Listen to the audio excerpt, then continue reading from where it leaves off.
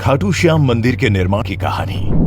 दोस्तों, भारत के सबसे प्रसिद्ध कृष्ण मंदिरों में से खाटू श्याम जी का मंदिर पहले बर्बरिक नाम से जाना जाता था।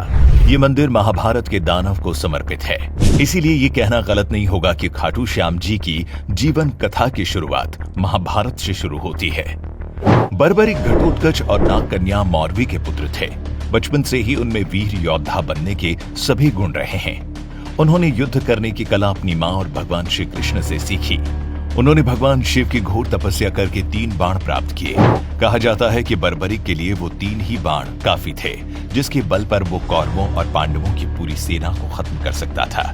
युद्ध के मैदान में बर्बरिक दोनों खेमों के मध्य एक पीपल के पेड़ के नीचे खड़े हो गए और घोषणा कर डाली कि वो उस पक्ष की तरफ से लड़ेंगे जो हार रहा होगा। फिर क्या होना था? बर्बरिक की इस घोषणा ने भगवान श्री कृष्ण की चिंता को बढ़ा दिया। उन्होंने अपने और अर्जुन के सामने बर्बरिक से उसकी वीरता का चमत्कार दिखाने को कहा। भगवान श्री कृष्ण ने कहा कि ये जो वृक्ष है, इसके सारे पत्तों को एक ही तीर से भेद दो तो मैं तुम्हें मान जाऊंगा।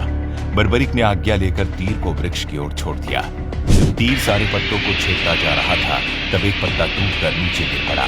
भगवान श्री कृष्ण ने उस पत्ते पर ये सोचकर पैर रखकर उसे छुपा दिया कि ये छेद होने से बच जाएगा।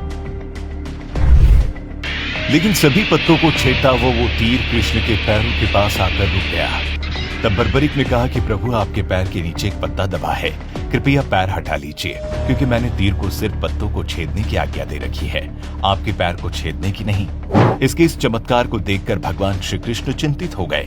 बता दें, भगवान श्री कृष्ण ये बात जानते थे कि बर्बरिक प्रतिज्ञावश हारने वाले का साथ देगा। यदि कौरव हारते हुए नजर आए तो वो पांडवों के लिए संकट खड़ा करेगा, और जब पांडव बर्बरिक के सामने हारते नजर आए तो फिर वो पांडवों का साथ देगा। इस तरह वो दोनों सेना को अपने एक ही तीर से खत्म कर देगा। तब भगवान श्री कृष्ण को एक युक्ति सूझी और वो ब्राह्मण का भेष बनाकर सुबह बर्बरिक के शिविर के द्वार पर पहुंचे और दान मांगने लगे। बर्बरिक ने कहा, मांगो ब्राह्मण, क्या चाहिए? ब्राह्मण रूपी भगवान ने कहा कि मुझे जो चाहिए वो तुम दे नहीं पाओगे।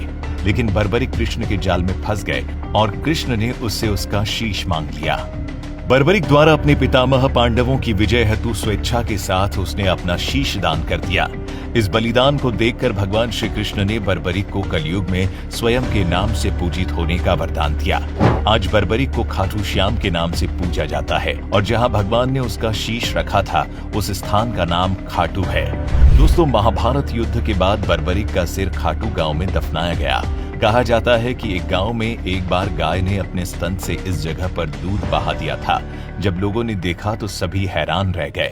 इसके बाद जब इस जगह को खोदा गया तो बर्बरिक का कटा हुआ सिर मिला। इस सिर को एक ब्राह्मण को सौंप दिया गया। वो उसकी रोज पूजा करने लगा। एक दिन खाटू नगर के राजा रूप सिंह को सपने में आया, जिसमें मंदिर का निर्माण कर बर्बरिक का सिर मंदिर में स्थापित करने का आदेश मिला। जिसके बाद कार्तिक महीने की एकादशी को बर्बरिक का शीश मंदिर में सुशोभित किया गया, जिसे बाबा खाटू श्याम जी के नाम से जाना जाने लगा। तब से ये मंदिर प्रसिद्ध हो गया। दोस्तों, खाटू श्याम जी न केवल भारत देश में पूजनीय है, बल्कि विदेशों से भी पर्यटक और श्रद्धालु खाटू श्याम के चमत्कार देखने और उनके दर्शन के लिए यहाँ आते हैं। वहीं खाटू श्याम जी के मंदिर के पास श्याम कुंड नाम का एक पवित्र तालाब भी है।